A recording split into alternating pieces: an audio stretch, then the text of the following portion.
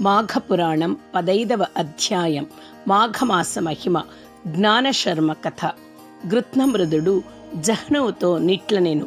తపము ఆచరించు బ్రాహ్మణునకు శ్రీహరి ప్రత్యక్షమయ్యెను. బ్రాహ్మణుడు శ్రీహరికి నమస్కరించి నిలిచి ఉండెను. అప్పుడు శ్రీహరి, ఓయి, నీవు మరల నా రాకను కోరి తపము ఆచరించితివి, ఎందులకు నీ మనస్సులోన ఏమి యున్నది చెప్పుమని అడిగెను. అప్పుడు ఆ విప్రుడు, స్వామి, నాకు పుత్ర వరమునిచ్చి సంతోషము కలిగించితివి. నీ మాట ప్రకారం పుత్రుడు కలిగెను. కాని నారద మహర్షి వచ్చి ఈ బాలుడు 12 సంవత్సరముల తరువాత మరణించునని చెప్పి వెళ్ళెను.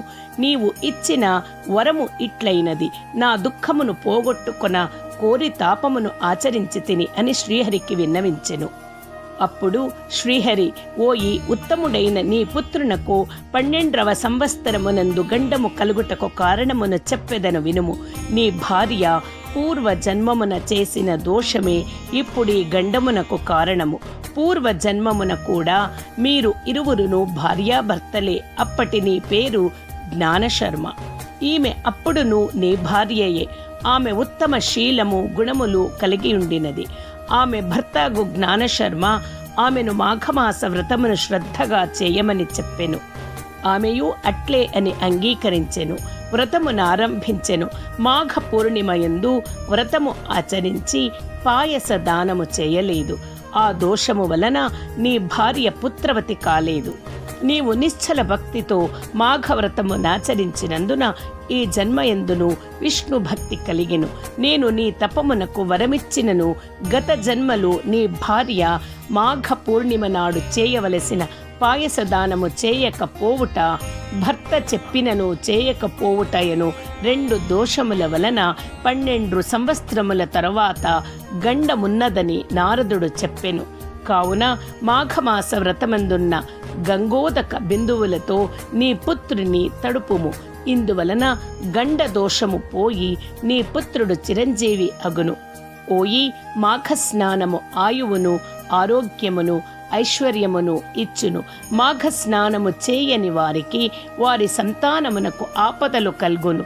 అధిక పుణ్యములని గత జన్మలలో చేసిన వారికి మాఘమాస వ్రతము నాచరించువలైనని సంకల్పము కలుగును. మాఘస్నానము సర్వ పాద దోషహరము. నేను మాఘమాస ప్రియుడను. మాఘస్నానమాచరించిన వారు దీర్ఘాయువులు, బుద్ధిమంతులు, ఆరోగ్యవంతులు అయి ముక్తినందుదురు. మాఘమాస స్నానవ్రతము కోరిన కోరికలనిచ్చును. మాఘవ్రత బ్రహ్మ, శివుడు, లక్ష్మి, పార్వతి, సరస్వతి, ఇంద్రుడు, వశిష్ఠుడు, జనకుడు, దిలీపుడు, నారదుడు వీరు మాత్రమే బాగుగా తెలిసినవారు. ఇతరులు దాని మహిమను పూర్తిగా నెరుగరు. మాఘవ్రత మహిమ కొంతయే తెలిసిన వారు పూర్తిగా తెలియవారు కలరు. దీని మహిమ అందరికీ తెలియదు.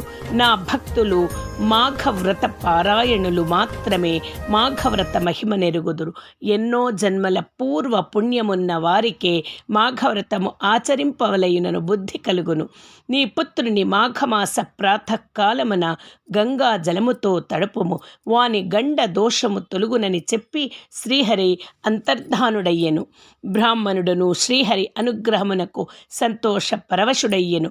బాలుడిని శ్రీహరి చెప్పిన విధముగా మాఘవ్రత గంగాజలముచే తడిపెను. బాలకునకును శ్రీహరి దయవలన మృత్యు గండదోషము తొలగి చిరంజీవి అయ్యెను. మృత్యు భయము తొలిగెను. బ్రాహ్మణుడను ఆ బాలునకు 3వ సంవత్సరమున చూడాకర్మను చేసెను. ఆయా సంవత్సరములయందు చేయదగిన సంస్కారములను చేసి విద్యాభ్యాసమునకై గురుకులమునకు పంపెను. 12వ సంవత్సరమున మృత్యు దోషము శ్రీహరి కృపచే మాఘవ్రత మహిమ వలన పరిహారమయ్యెను. ఆ బ్రాహ్మణుడు, వాని భార్యా పుత్రుడు అందరూ సుఖ సంతోషములతో కాలము గడిపిరి. ఆ బ్రాహ్మణుడు పుత్రుని గృహస్థుని కావించి యోగ మహిమచే శరీరమును విడిచి శ్రీహరి సాన్నిధ్యమును చేరెను.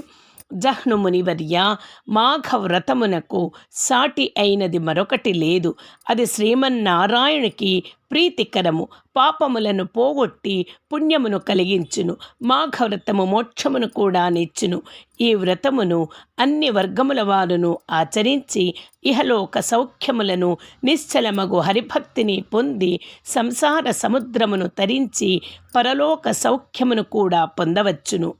ఈ వ్రతము సర్వజన సులభము, సర్వజన సమాచారణీయము అని గృత్నమద మహర్షి జహ్నుమునికి వివరించెను.